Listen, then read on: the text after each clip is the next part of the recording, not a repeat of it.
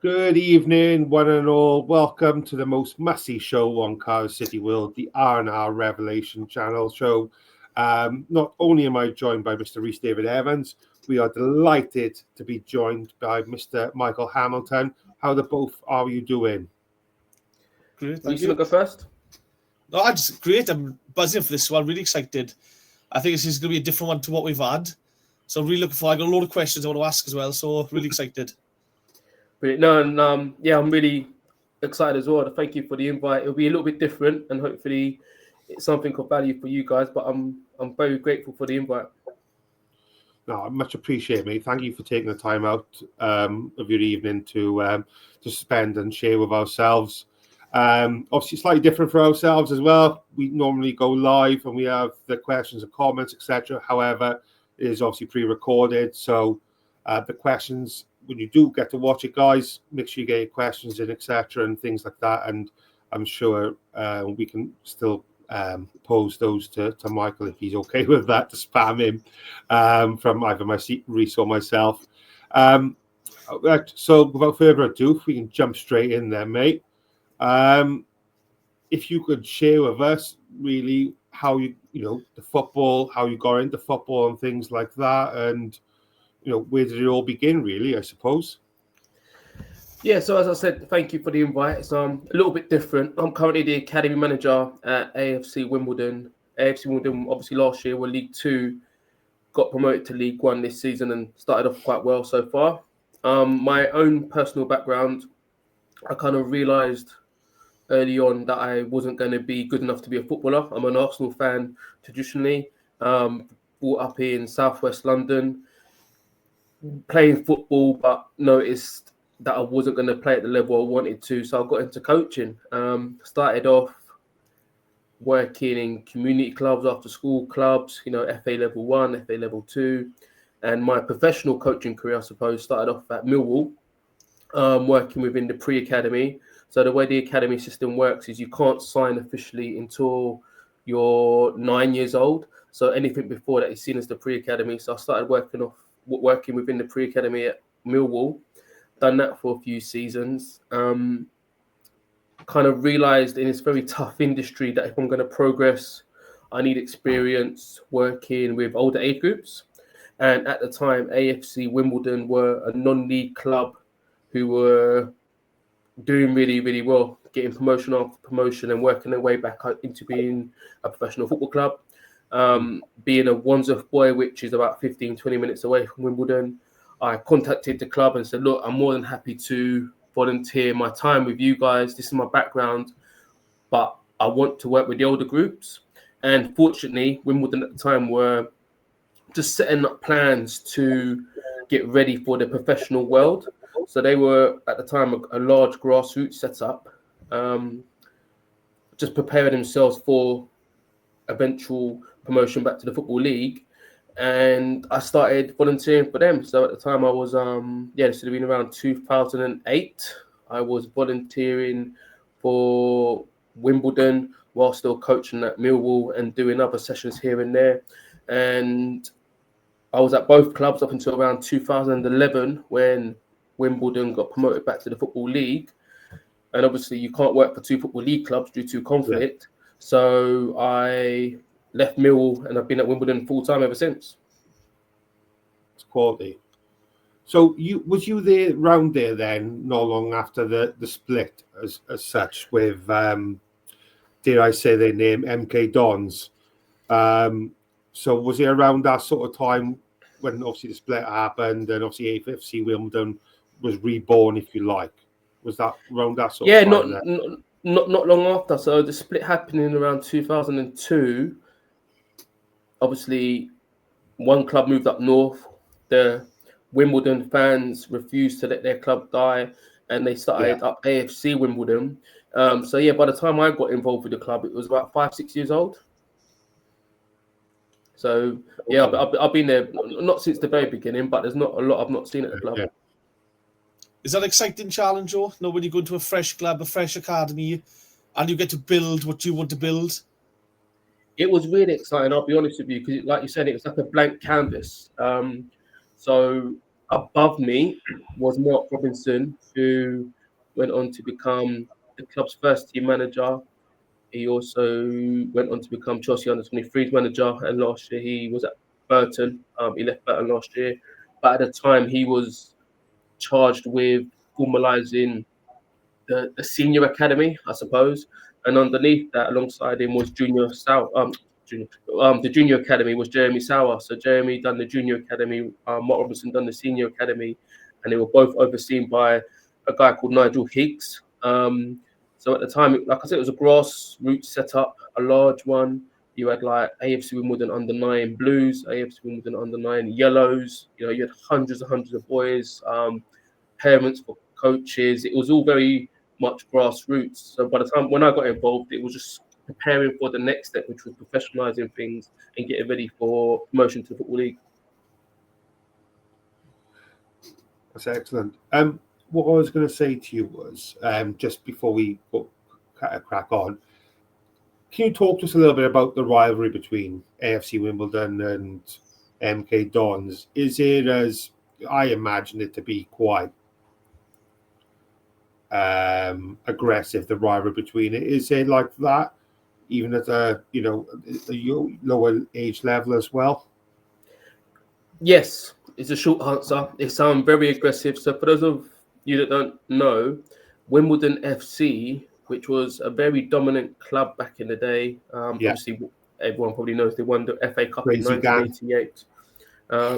They had players like Vinnie Jones, John Fashanu, before that Nigel Winterburn, Keith Kell. They had quite a lot of established players. And then in around the late 1990s, there was a lot of change of ownerships and a lot of uncertainty around the club.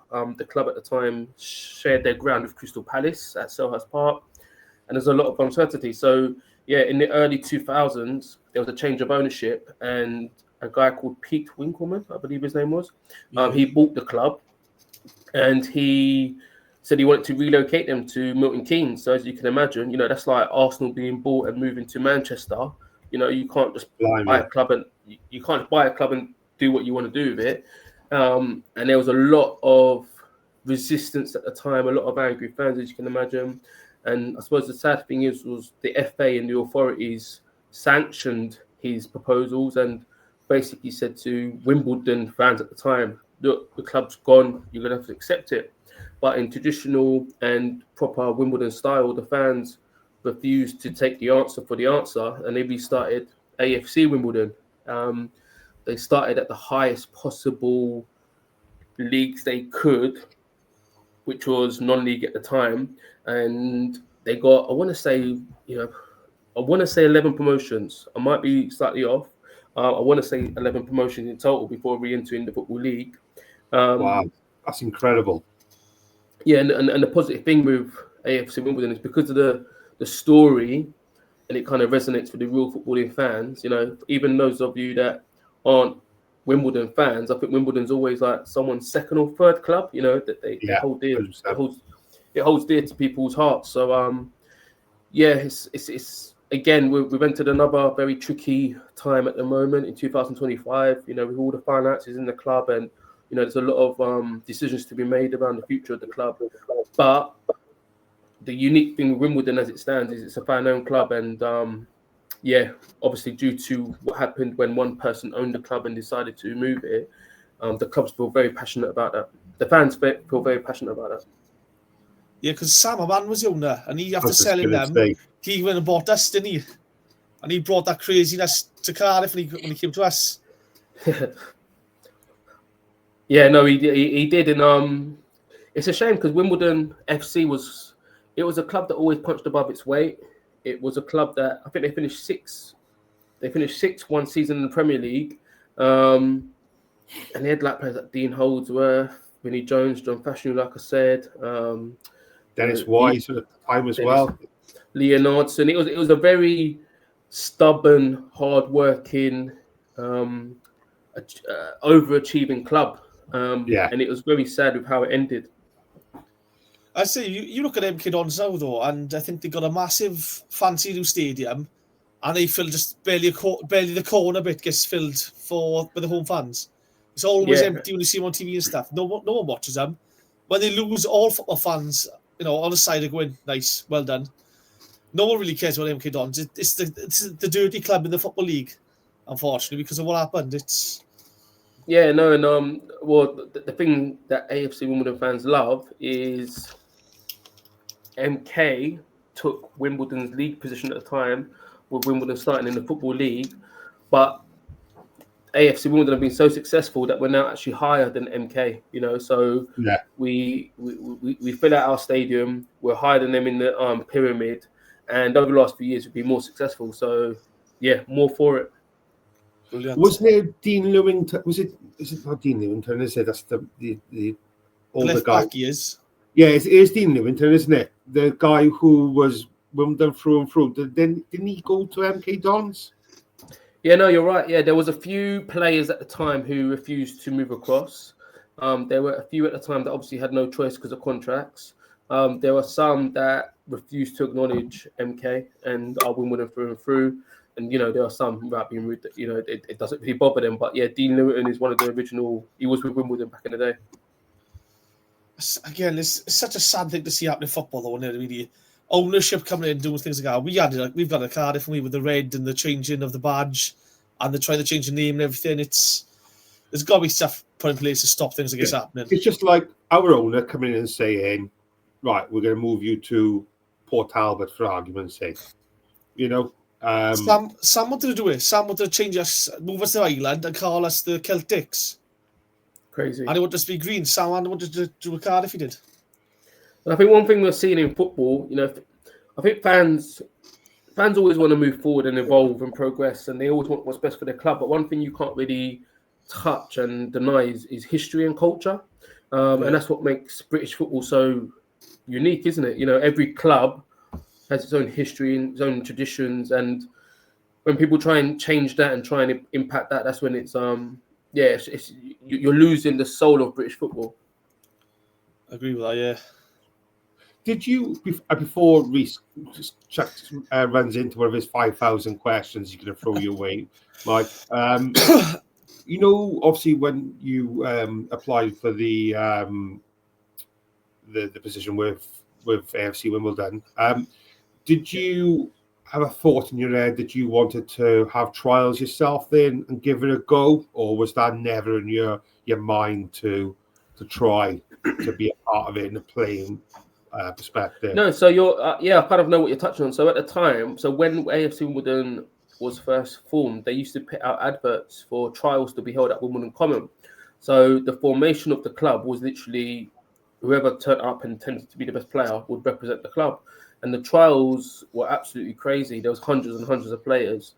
And it was kind of like that. And because at the time the club was low in the leagues, but it used to attract like thousands of fans. So, 1 week, if you're playing in that league, as an example, you could be playing against 50 last week against X football club, but next week you're playing in front of like 2,000 in front of at Wimbledon. So it's very appealing and very attractive to talented players. So at the time when I got involved with Wimbledon, no, my playing days were over. I kind of closed that door and was focusing on coaching. But you're right. At the time, at the very beginning, I think everyone in the local area wanted to be part of Wimbledon. Yeah.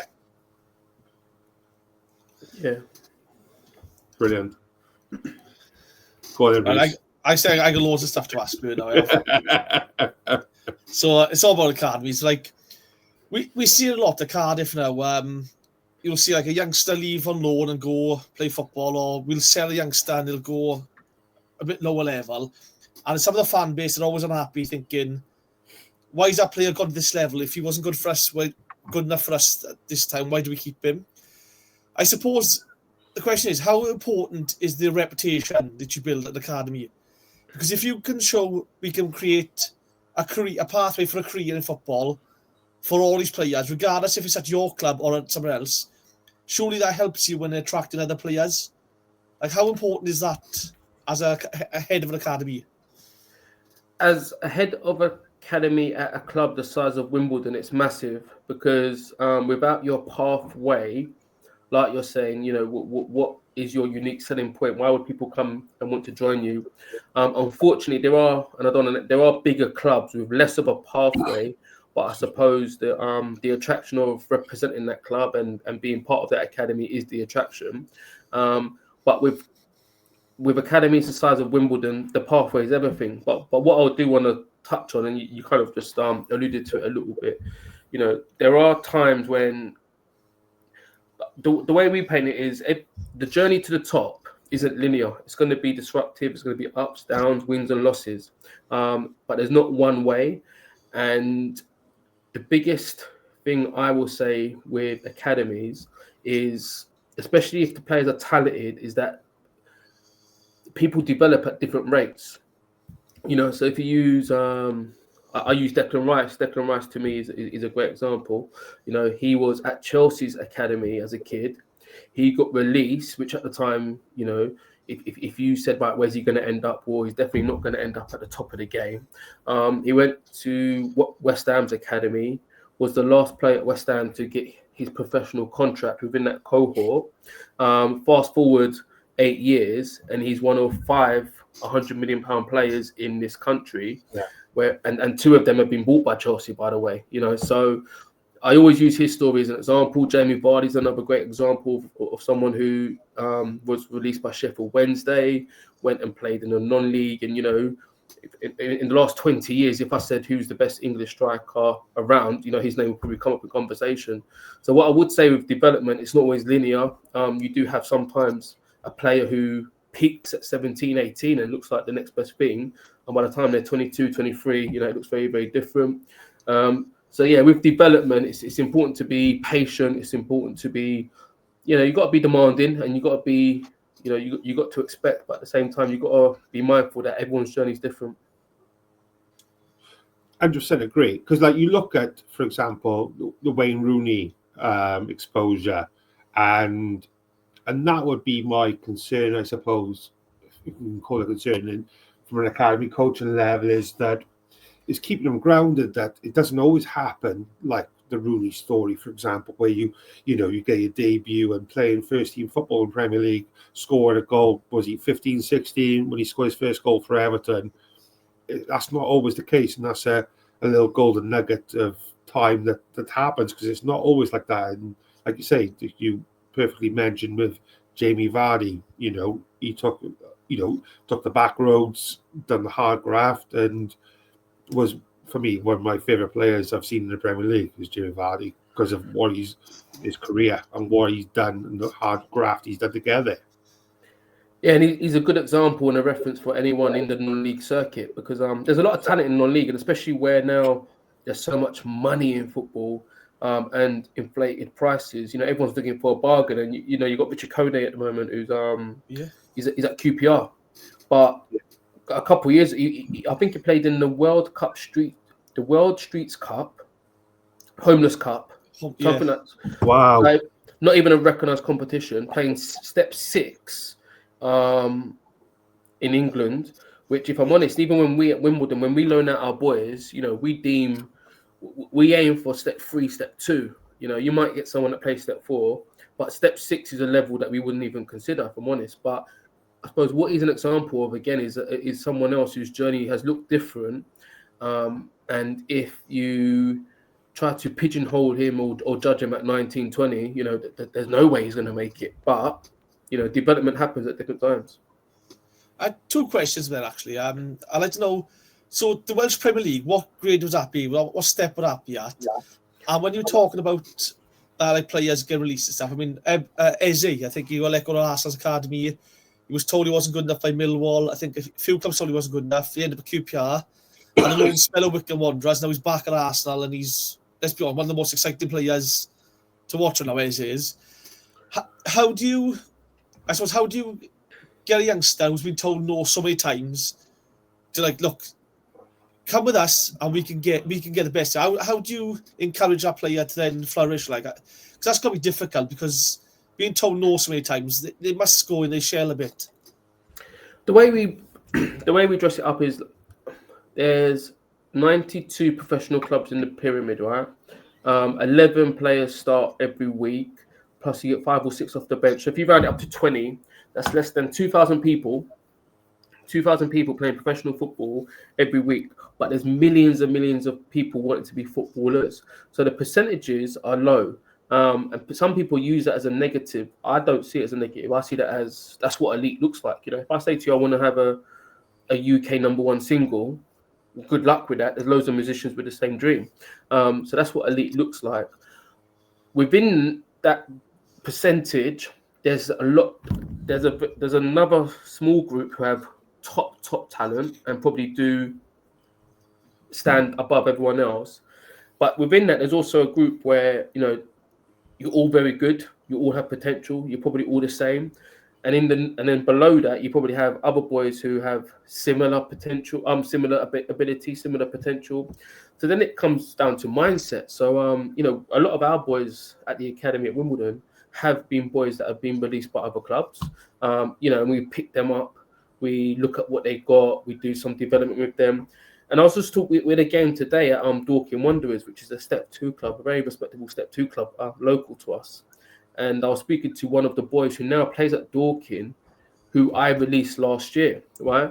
And I said to him, I said, please understand, when we give you a decision, it's based on the context at the time, you know, pathways, who we feel might have a chance below you in your cohort, who's ahead of you. I said, but every so often we release a boy thinking, do you know what? If he rolls his sleeves up and takes the lesson from this, it could be the best thing that happens to him. And he could, like, in time, use the experience to propel himself back into where he wants to go back to. And that's when they talk about, you know, talent works hard until basically work rate and resilience is a talent itself. And to a degree, everyone's got the same amount of talent, but then it's the ones who's got that little bit deeper, the ones who's going to go that little bit further, the ones that are going to take the lessons, they're the ones that tend to progress. And to answer your other questions, in the academy world, so there's 4 categories. So this would have been back in 2010-ish, 2010, 2011. I think the FA looked across Europe, and at the time you had like Spain dominating, you had Germany, Italy, and the English FA looked around and said, like, we're falling behind our counterparts. So how can we develop better players? Now, the best way to develop better players is to have better coaches. So they created the EPPP system. So they created they tried to professionalize the academy system, where it was all about producing elite footballers, producing better practitioners who they would then develop our players better. And it's looked different over the last few years. Before it was Centre of Excellence, now it's Academy. In the academy world, you have 4 categories. It's not based on league status, it's based on investment. So you can be a Premier League club but have a Cat 4 academy.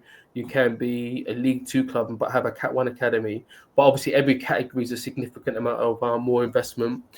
If you're Cat 1, Cat 2, you have to run a program from under 9s all the way up to 23s. If you're a Cat 3, which is what Wimbledon is, you have to run a program from under 9s up to under 18s. And if you're a Cat 4, you just run an under 18s program. So as an example, Brentford have only just restarted their academy, but they were actually in the Premier League without an academy, which is a different conversation. But then Sunderland, who's now back in the Premier League, a couple of years ago, they were in League 1, but they were operating a Cat 1 academy. So it's got nothing to do with league status. It's all to do with investment. But naturally, the smaller the club, the less finances, the less likely you are get them to invest heavily in the academy. So, you know, I think we see it at Cardiff a few times now. It'll be like Man City have poached 3 youngsters off from our academy because of the Cat 1 academy. The compensation, I think, is worked out sort of ahead of time for them. How does that work out now? If Man City see one of your youngsters and go, we want him, do they have to approach a club? Do they just go, we want the player, he's now ours, we'll deal with the compensation later? And how frustrating is it for you personally, you know, when we've got a talent due now and someone else is coming and taking away from us, and they'll get the rewards? Like, that's got to be a frustrating thing. But it's also, I suppose, a pride thing. I'm thinking, well, we found him first. Yeah. Well, yeah, when those transfers do happen, like you said, and any transfer that happens has to be club to club. So there's a matrix in place where you know how much a player who has served X amount of time at your academy, how much he's likely to be worth. Now, within reason, you can negotiate off that. So, I might have an under 16 who's been with the academy since he was under 9, so he's been all the way through. He's an England international, and he's been on the bench a few times for the first team. So he's going to be worth X. But then I might have an under 16 who's only been with the academy 2 years. So therefore, his value is represented in, how long he's been at the club. So it does get a little bit tedious and tricky, but you can negotiate off of it. Yes, you're right in the sense that it's frustrating, but it's also part of our world where bigger clubs do come and purchase talents from smaller academies.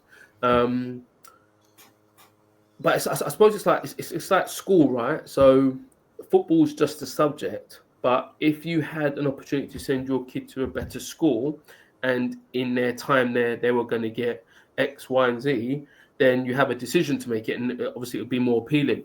And that's the thing. So yes, it gets very annoying. It's very frustrating. What the FA and UEFA have done over the last few years is they've put like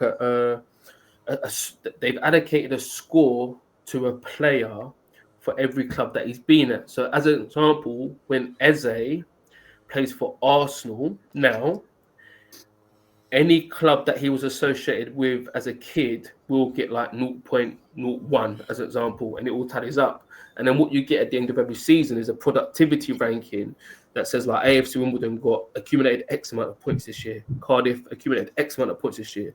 But what that score highlights as well is players that may have been part of your academy but are no longer, but also players that are in your first team that came up through your academy, if that makes sense.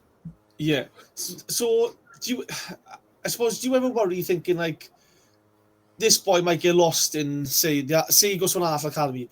Do you ever think he might get lost in that because it's such a vast thing? And I suppose you, like, as a coach, you only get players for X amount of time a day, if that makes sense. You don't know what their home life is like. You don't know what's going on in their private life. You have an idea. Do you ever think if he goes to a club of that size, he might get lost in the system? Do you ever? Does that ever come up as a thing? I'll be honest with you. Yeah, but what I want to highlight is every context is different, right? So we had a player last year who went to a Premier League club. So he was at Wimbledon for a few seasons, but I felt he was on the pitch. He was excellent, high potential, producing week in, week out. A Premier League club came in for him, and I knew if he stayed here, he would have probably progressed to the first team, right? But I also knew by staying here, he was probably going to be in an environment in his personal life that could impact him and go the other way. So when his Premier League club came in, I was like, do you know what? We had a discussion as an academy and staff. Do we want him to stay? Of course. Has he got a chance of progressing? Yes.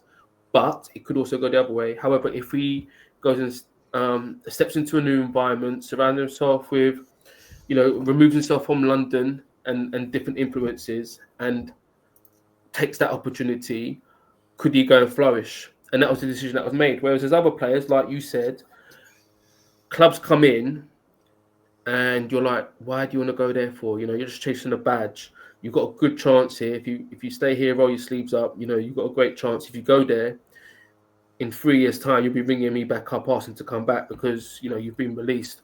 So every situation is different. And it's very sad when you feel someone's making the wrong decision, but ultimately it's their career. And I suppose what the biggest negative is at the moment is agents. You get a lot of people involved in people's ears, giving young players bad advice, and that's the most hurtful part, I think. Go on, Rob, you've got a question? Yeah, sorry. On the note of that gentleman you were just talking about there, right? You don't need to name names by any means. But how is he doing since moving to the Premier League Academy? Is he doing okay? Is he getting on with it all right? He's doing really well. He actually went on tour with the first team last summer, or in the summer. So his skills being recognised. Obviously, it's still early days. I know he signed a pro contract, which is a positive. But he's still got a lot of work to do. But so far, so good. There were other boys. Do you keep in contact with players and things like that who leave? Yeah, absolutely. Sometimes they come to you and ask for advice. You are talking about young boys and young people. Yeah. So remove the player and remove what you see on the pitch. You're dealing with young people, and some of them have never lived away from home. Some of them have never been outside their area. So when they do move, it can be quite daunting and difficult for them. I've had players move to a different city, and after 3-4 months want to come back. 12 months later, absolutely love where they're at because they're settled. You get some boys who are just so focused on the football, they don't really care where they're at. They're going to make it happen anyway. And you get some boys who just don't adapt to it at all. And at the end of the day, they're people who are very talented at football. And you come across quite relatable as well. You're obviously quite a young gentleman still as well. And I think that's got to help, mate. Surely, you're from the area and, they almost have that sense of, forgive me if I'm wrong, but like a big brother vibe you give off, like that you could potentially do. But I appreciate as well, you probably got to be strict as well at the same time and make sure they know their role within the team. Yeah, I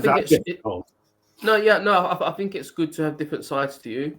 What I always try and get across, and it's difficult because some people don't believe you, I suppose, but what I try and get across in those conversations is that remove Wimbledon. I'm talking to you as a person and using my own experiences. And there are some times when I go, look, like I said, the move is best for you because of X. In this situation, I don't think the move is right for you because of Y. Obviously, these players are unaware of the background conversations that we have, so there might be some players like, we might see Joe Bloggs as the next number 10 for the first team, as an example, but obviously it's quite difficult for me to say that to them because then, get their hopes up and things might go differently. At the same time, there might be another player who doing really, really well with us, but their pathway is blocked. So, we know that maybe a new experience and an opportunity is best for them, and so we look at all the information, but I try and be strict and on them when I need to be. But especially in London, you get so many influences and stuff. We're right on the cusp of London and Surrey, so you can get some boys who they get dropped off at training in a Range Rover by a driver, as an example. Jesus Christ. But then on another hand, and this happens, you get some boys who they get into training 10 minutes late. And you're thinking, oh, they're not serious. They're 10 minutes late.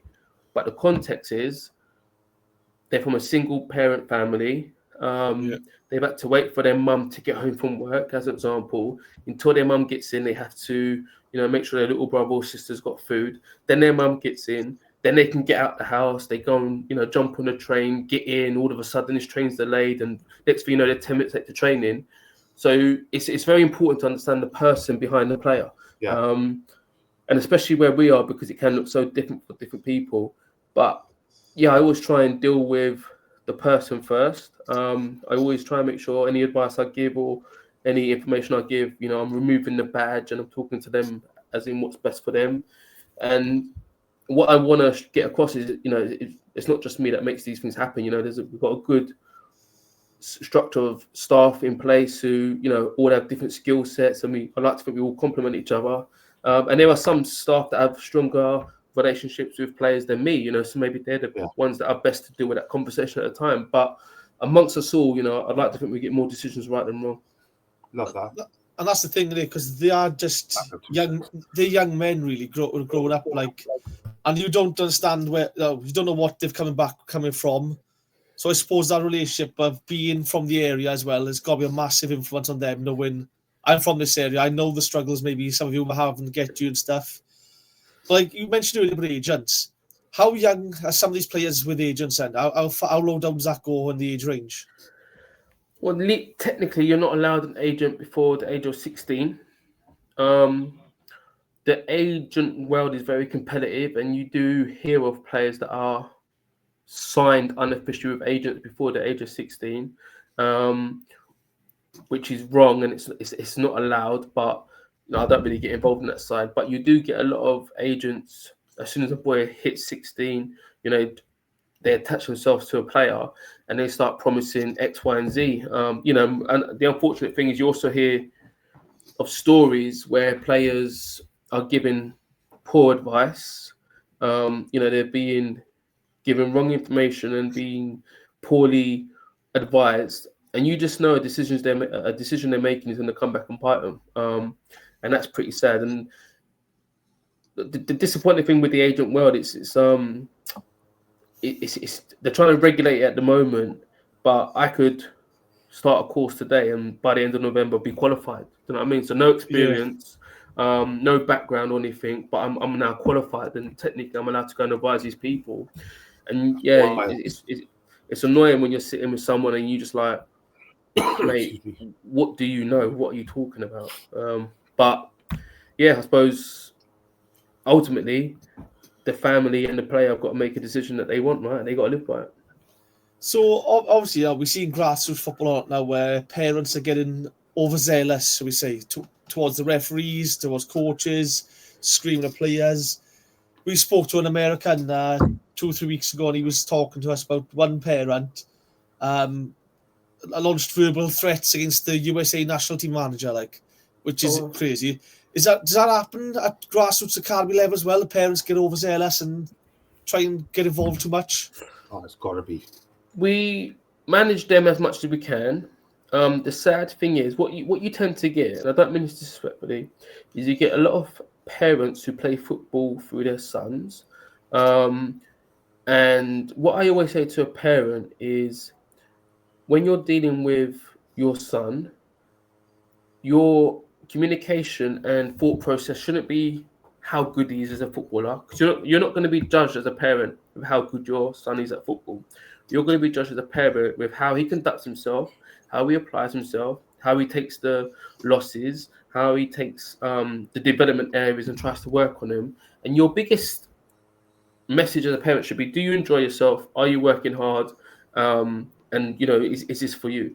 Apart from that, whether or not he scored a hat trick or missed a shot or done this or done that doesn't really matter. And football's the only sport football's the only industry where everyone seems to think they know better than everyone else. You wouldn't go into an accountant and go, you're calculating that wrong. You wouldn't go into the shop and go, unless it's Jimmy Carr. No, exactly. Jimmy Carr. But at football, everyone seems to think, no, this is how you should develop them, and this is what you're doing wrong, and why are you playing that formation? So we try and shut parents down as quickly as possible. We've got various methods to do that. The academy world's a little bit different to grassroots because you can regulate a little bit, and also, without being rude, players want to be part of the academy. So if we get an overzealous parent who just causes trouble, in theory, you could be threatening your boy's place in the academy, and we don't. We're a professional academy, so therefore everyone must deal with things professionally. And that's not to say you won't be heard. That's not to say you won't have a voice, but things have to be done professionally. So, we do a lot of education with our parents. Don't get me wrong, they're not all plain sailing, and of course you do hear some stories. But I'd like to think we're levels above grassroots. Yeah, and coming from, I do deal with grassroots football myself. I've been doing it from under 5s up to, I'm doing under 11s now for my son. So 6 years for boys grassroots football, and like a mug, I've taken over grassroots football for my daughter's under 9s team now as well, the girls team, which is it's a different beast. And you know what? I enjoy it so much more to some respect. It seems a lot less stressful. However, on the note of the parents' side of thing, so with my daughter's team, they play in a central venue. I'm not sure if you have that in England, where the younger ages, different teams go and play one particular venue, all non-competitive, 5-a-side, and you play different teams, etc. So it's all within a local comprehensive school. Anyway, I digress. But basically, because of parent interaction inside this like big 4G center, they've been banned from being inside the 4G area. They have to stand outside of it because of the comments and whatnot, basically, which is disappointing because obviously they can't be up and close. Those innocent ones can't be up and close with their kids. However, from a coaching perspective, maybe selfish, I know, but I love it because it just lets me and my coaches coach and deal with it. You can hear the background noise, don't get me wrong. However, you haven't got that constant, X, Y, and Z knocking about. But yeah, it's crazy. I've heard some coaching my son's team for a few years. I've heard it all on the sidelines, and it's not even just from my own parents, from other parents as well. And it's sad, really, I think. Yeah, I think so you mentioned like America a little while ago, and especially in the grassroots, because people pay to play. In theory, they're paying for a service, so they think they have a right. Whereas in the academy world, you don't pay, and you're here because your boy has talent. So it's no dig. If my daughter was at a performing arts school, as an example, she's been recognised as having talent on stage. It's a privilege, isn't it? It's an accolade. Having said that, me as a parent would go sit in the crowd and go, oh, look at your technique, it's all wrong, and why you wouldn't as a parent, but in football we do that. But if you're feeling it as a coach, if you feel more relaxed and more focused as a coach, what do you think the players are doing? And we have one of our values as an academy is self-managing. So I've kind of alluded to it a little bit in this conversation so far, but I feel your journey is yours. You can have ups and downs, but anyone that makes it, whether it's football or non-football, tends to have a lot of self-drive and resilience and manage themselves. So our value is self-managing. We want to try and develop self-managing athletes. And as part of that, we have a concept of player-led games, which is basically players leading themselves with no coaches and no coaching, but the players coach themselves and they manage, they lead, they organize.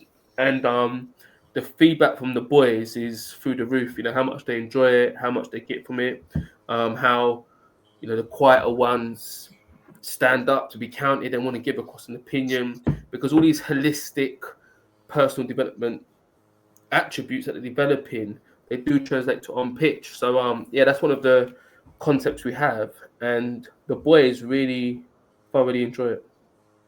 The American thing has been wild because we spoke to someone from Nebraska University, which is a tier 1 school they called. Their sports budget is 200 million. And he said, they'll go down 2 years, 3 years before university age and start recruiting for the school at that point. And then it's like, he said the head coach is on 10 million a year and it's all about developing the best of the best because they'll go on to play for, I think he was coaching ladies football, soccer out there, he was. So they go on to play for the women's national team and stuff. But out in America, it's a different beast, it is. And we spoke to Greg Dewey and he said, for a university, at the tier 2 university, you're basically trying to offer someone an education before you offer the football. And then it's the football's secondary, but we want you for the football more than the education. But we've got to sell the education first. So I was going to say to you, like, do you build relationships with other academies? So say like, I've got a player, they look at the let go, and they go, look, if you go to Michael and Wimbledon, I think you'll progress a lot better than if you go to, say, I don't know, Watford's academy. Do you build a relationship with other academies like that? And how do you find recruiting and on the site? How is recruiting like as well for that level? Yeah, so London's obviously very competitive and we do have good relationships. The problem with your Arsenals and your Chelseas and your big academies is that the relationship has to be mutually beneficial, right? So they say, right, Michael, we will get all the boys that we release or don't take on, we'll pass to you. and you assess them and see if you want them. Right, brilliant, thank you. However, in return, we want your best player. So you're like, hold on. So you want our best and you want to give us your worst. So you kind of have to like negotiate and, make sure the relationship suits both. We do have good relationships. And obviously, like even like an Arsenal or Chelsea, as an example, they also achieve if players that don't progress with them go on and progress with other clubs, so that, they do win that way as well.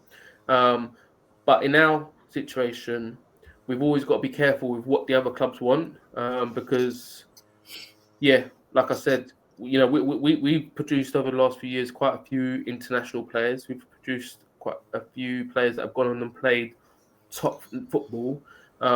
So a club wanting our best, but in return giving us players that they don't want and don't think good enough, we just got to be very cautious. But as a whole, we do have good relationships. And recruiting, how do you go about recruiting? Like, do you go to park football and look at youngsters playing and go, I like what he's showing me. I want to see if I can get him into an academy. Or is it a case of, how do you work for recruitment for an academy?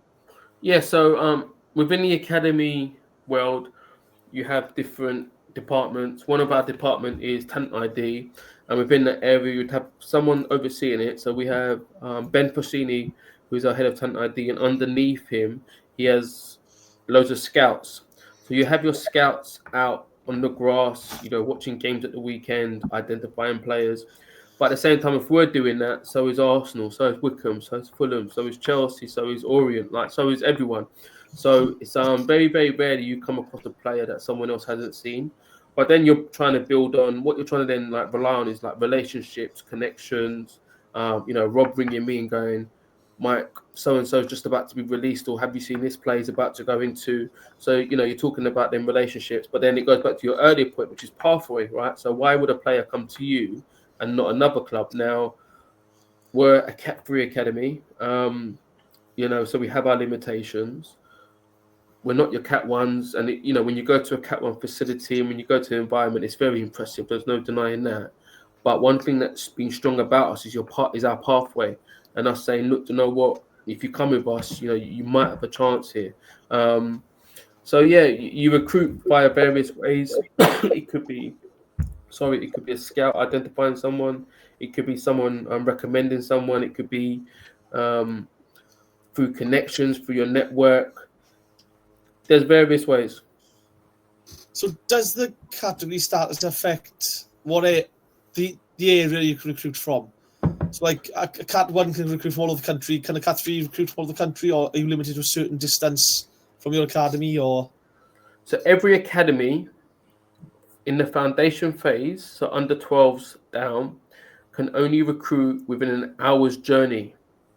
So if I try and register Joe Bloggs on the system, so there's a central system that you have to register your players at, and if I put on there he lives in X and you'll be traveling to Y, and I know where Y is because every academy's got their central base.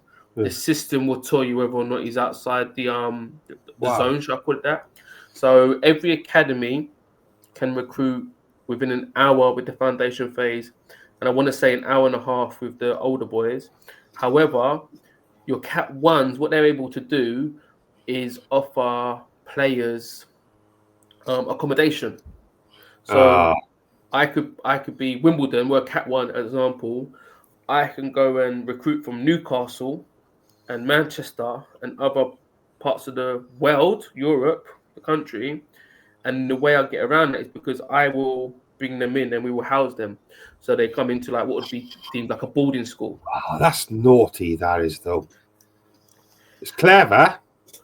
I don't know how true it is. There was a rumour on a Cardiff youngster that Man City offered his father a flat in the area, and that's how he's legally allowed to go there. I don't know how true that is. But I'll be honest, officially, that's not meant to happen. Yeah. But I'd be lying if I said things don't happen, there's ways around things that clubs can do, will try. because ultimately I'm looking at this player and thinking in 5-6 years time he will be worth 20, 30, 40, 50 million pounds. I'm looking at an asset. So yeah, I don't know if that story is true in particular, but I do know there are some stories out there. Yeah, wow. You use things like that often, though, that just to get out there. And it's also such a competitive game that it is an unfair advantage they have because the finances they got behind them end. And especially when you see so many youngsters get lost in the system because they stay with the club like Man City for 10 years to get to 18 and they told you're not good enough now, we can go somewhere else. And I think we were speaking to others and they've said there's no, it might have changed now, but at the time there was like no aftercare for players, especially youngsters. There was no wellness checks or anything. It's just, you're not good enough, goodbye. I thank you for it. That was that. I don't know if things have changed now or if it's just different at different levels. Yeah, what I will say is that if the professional football clubs, if they got things in order, which they should have, the aftercare, the pre-care, the during care, and the aftercare should all be in place. To go back to your point, it's like if I was at the Cardiff Academy and got released, I'm probably going to appeal to X clubs, right? But if I go to Man City and I know there's a bigger chance I'm going to get released, because to make it to Man City, I have to be world class, and I do have to be world class to make it a City. However, when I get released, I can then go back to a Cardiff or another club, and also along the way, the journey, the experiences, the exposure, the development will be better. There's no doubt about it, So if you use Wimbledon and you use Chelsea as an example, a player that spends 5 years at Wimbledon and a player that spends 5 years at Chelsea, their experience is going to be very, very different. Because at Chelsea, you're probably going to be giving kit, boots. You're going to play AC Milan, Barcelona, Real Madrid. You can really get into it. Whereas at Wimbledon, your programs will look like X. So I do think sometimes, I know it's frustrating. That goes back to your earlier question. I know it's frustrating when you lose a talent. However, you take a step back and go, right, you know what? In terms of life experience and development, which one looks better? If you put it out on the table, you've got to think about that as well. But what I will say is, if clubs, there are rules that clubs have to abide by. There are rules and regulations that they get audited by. And if the right club have got the right people in place, there should be aftercare in place. What I will say, especially when someone gets released, remember, if you've been released, you're disgruntled, you're angry. And I have it with parents where we've released them, and they're like, I didn't see where this was going. I didn't see this was coming, Michael. Like, I'm so shocked. I'm so surprised. And I pull up their report from 3 months ago and go, right, the first thing it says is Michael is currently playing below standard. But parents sometimes they don't want to see that. They don't want to accept that. So usually when you get someone who's been released, their version of events differs from what actually happened.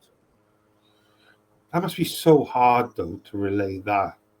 Do you find it difficult to have that conversation, to release someone from the club and have that conversation with the parents then as well, or are you quite not numb as such, but are you just used to it now because it's part and parcel of your position? No, what I will say, those conversations are never easy, and especially when you've I've released boys that I've known for like 9-10 years, and you're going into a meeting thinking there's going to be tears in this one.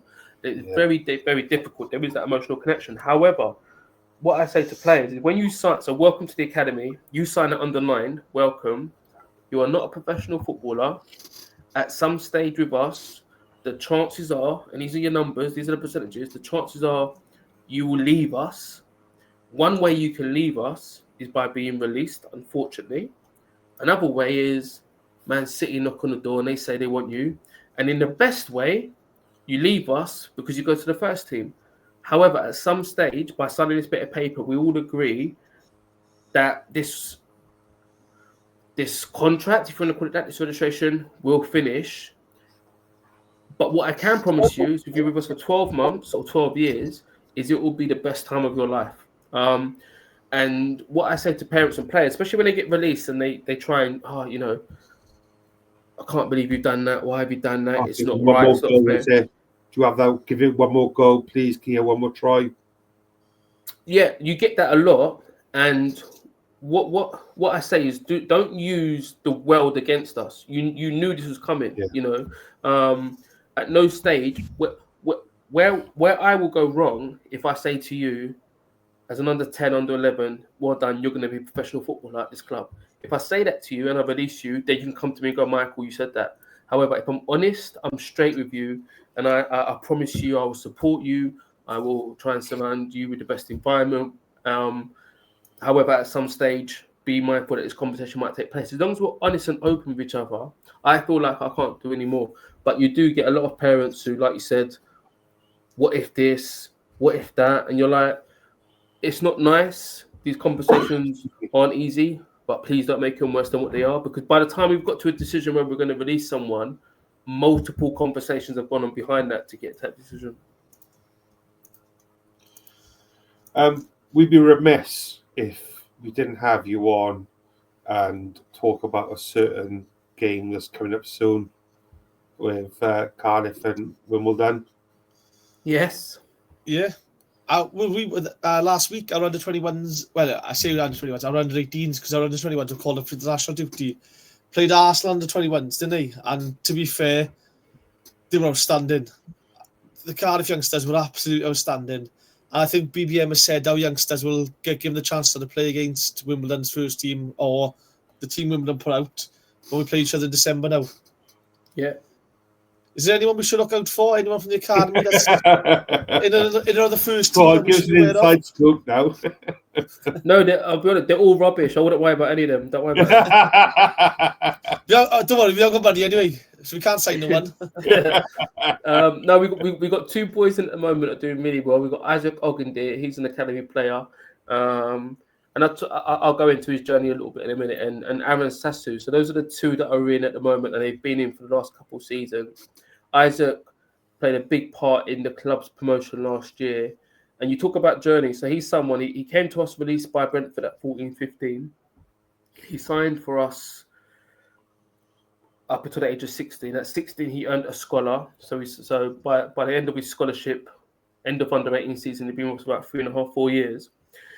And he got his pro contract. And I'll be honest, and I've said this to him, not because he was a 10 out of 10 every week, not because he was one of the more talented players, if you want to call it that, but because every time a challenge was put in front of him, he attacked it. Every time he had a dip, he learnt the lesson. And his resilience and his determination kind of kept him in the conversations. We then had FA Youth Cup and we played Tottenham. And he came up against a striker called Dane Scarlett, who he's been on loan at Portsmouth.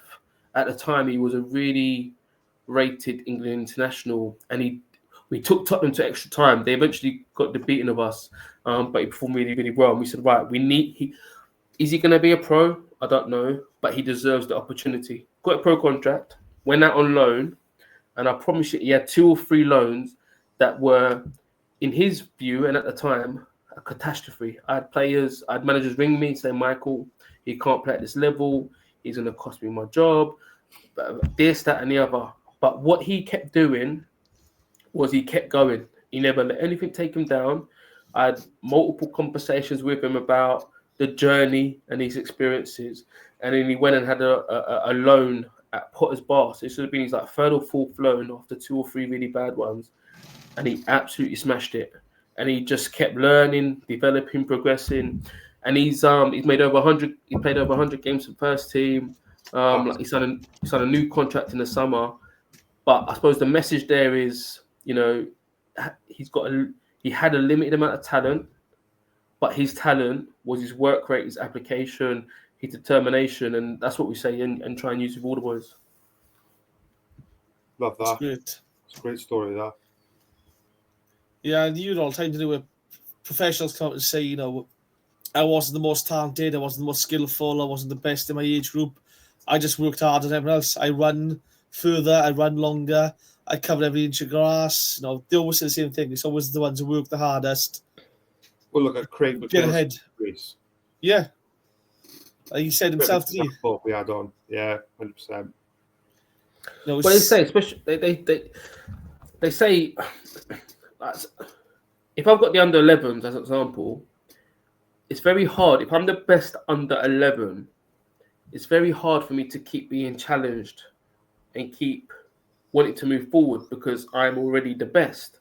But the ones that tend to over time accumulate and achieve is the second, third, or fourth, because they're not only trying to keep away from the players below them, but they're always trying to catch the person in front of them, if that makes sense.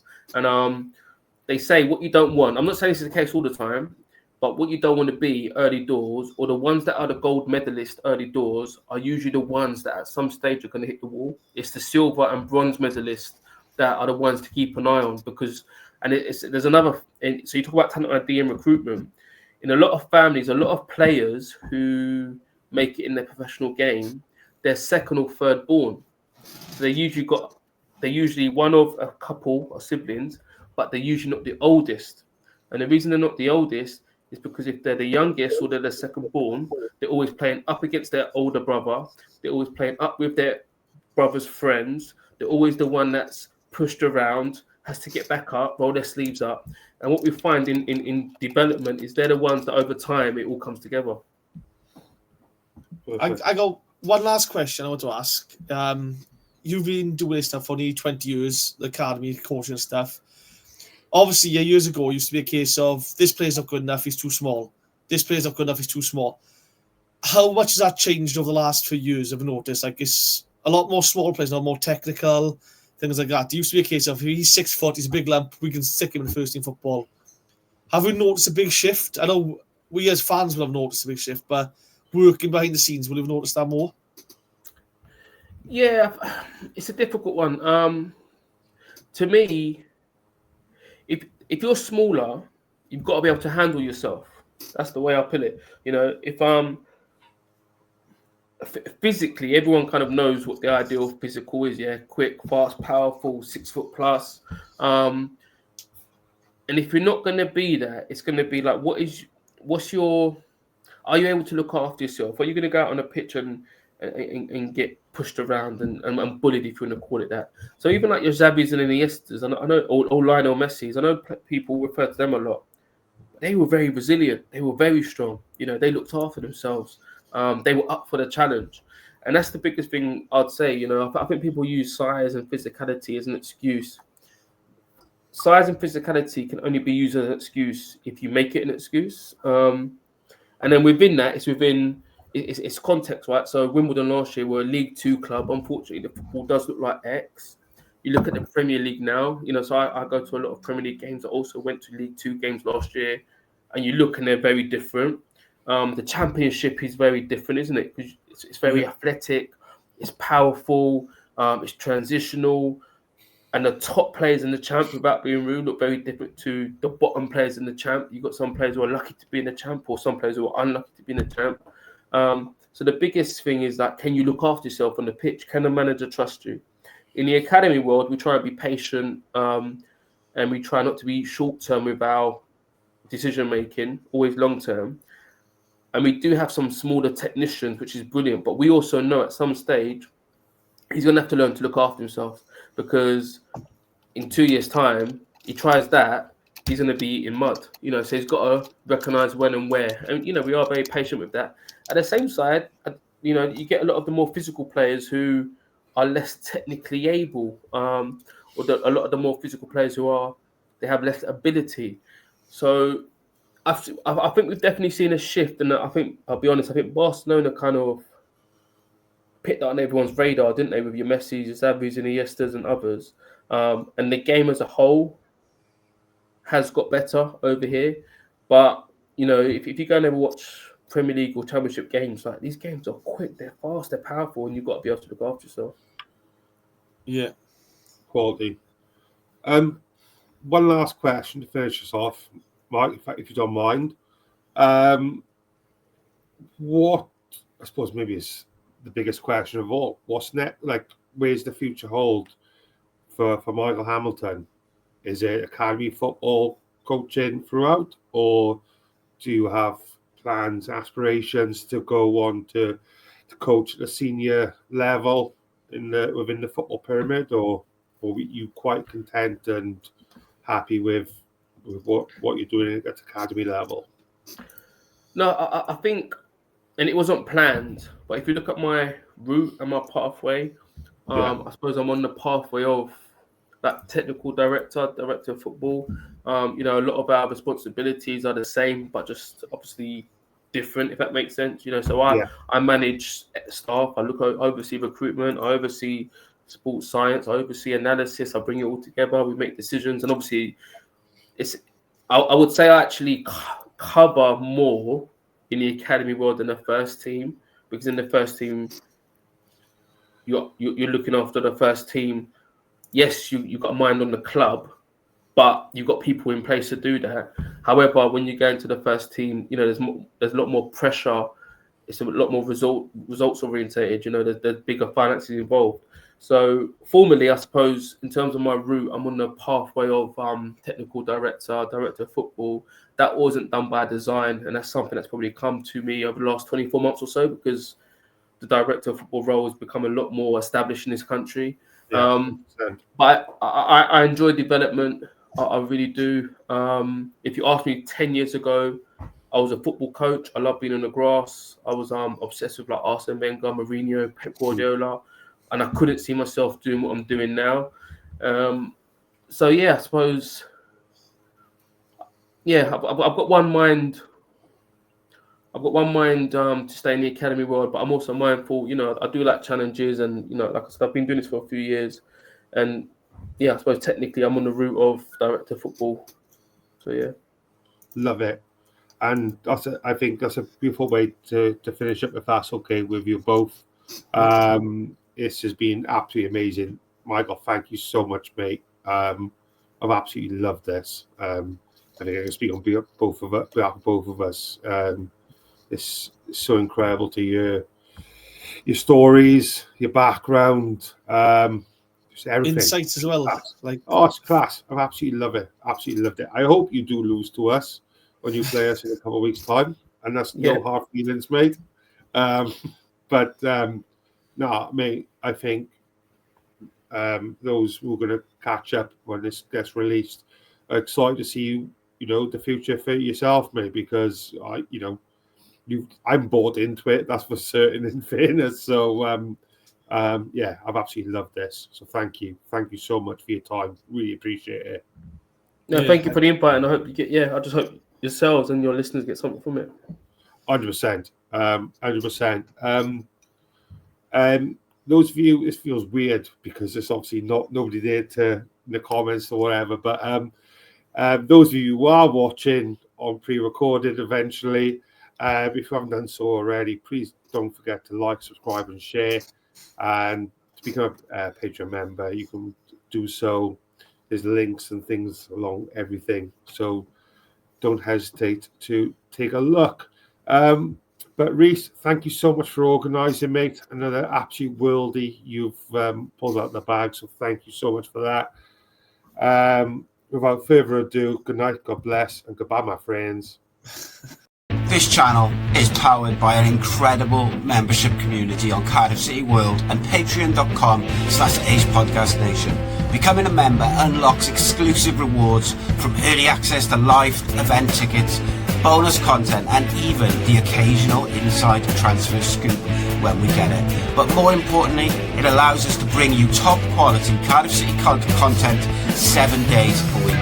Across those 7 days, we're talking match previews, exclusive interviews, instant match reactions, the breakdown podcast, tactical deep dives, the spotlight series, Bluebirds Rewind, Academy Focus, and just so much more.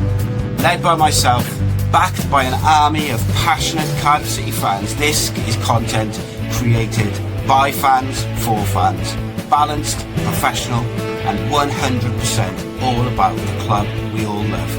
If you enjoy what we do, then join the community today and support what we are doing as we help to keep Cardiff City World flying high.